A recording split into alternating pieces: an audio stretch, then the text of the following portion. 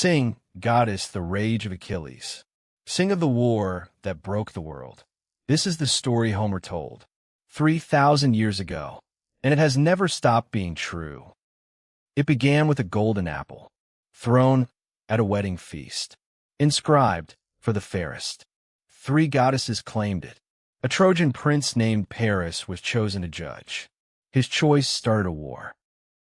Aphrodite promised Paris the most beautiful woman in the world. Her name was Helen. She was already married to the king of Sparta. Paris sailed to Greece, met Helen, and brought her home to Troy. Her husband called every king in Greece to take her back. 1,000 ships sailed for Troy. The greatest warriors in the Greek world, Achilles, the greatest fighter alive, Odysseus, the cleverest, Ajax, the strongest, Agamemnon, the king of kings. They came to take Helen back. They did not know it would take 10 years. Achilles was the greatest warrior who ever lived. His mother was a goddess. She dipped him in the river Styx to make him immortal, all except the heel where she held him. He knew a prophecy: die young at Troy and be remembered forever. Grow old at home and be forgotten. In the 10th year of the war, Achilles and Agamemnon quarreled over a captured woman. Agamemnon took what was Achilles's.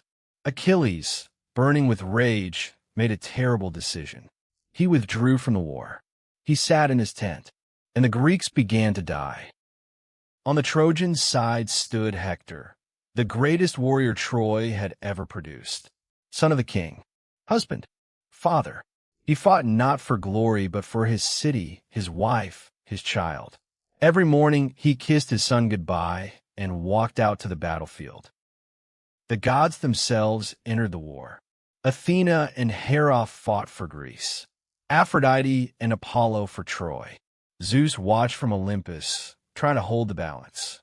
The war between men became a war between heaven and earth. Without Achilles, the Greeks were pushed back to their ships. Day after day, Hector led the Trojans across the plain. The dead piled up on both sides. The ground ran red. The gods argued above. The men bled below. Hector drove the Trojans to the Greek ships. He broke through the great wall the Greeks had built. He carried a boulder the size of a millstone and smashed the gates open. The Greeks fled. It seemed Troy would win.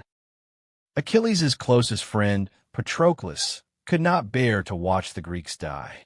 He begged Achilles for permission to fight, wearing Achilles' armor, so the Trojans would think Achilles had returned. Achilles agreed. He should not have. Patroclus fought brilliantly. The Trojans fled, thinking Achilles had returned. Then Apollo struck him from behind. Stunned, his armor fell loose. Hector drove a spear through him.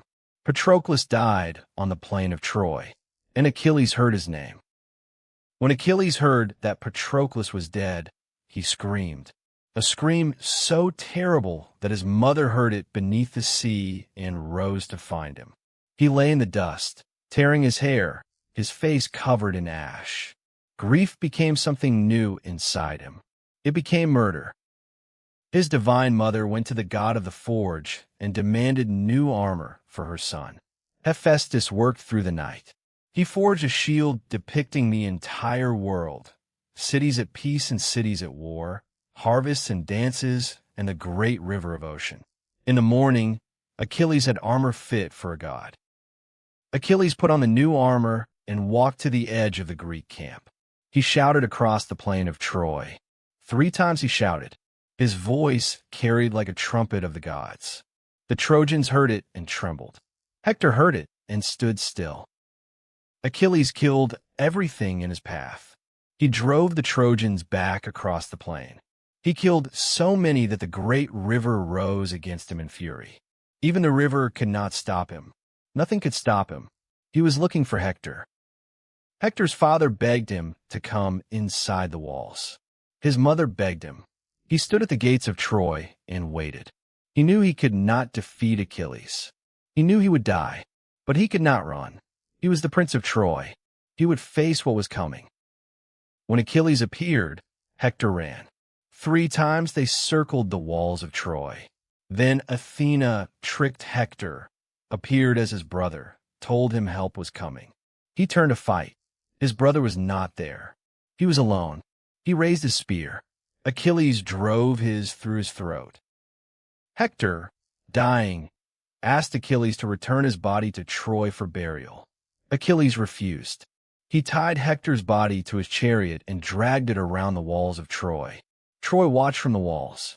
His wife, his father, his son, they watched and could do nothing.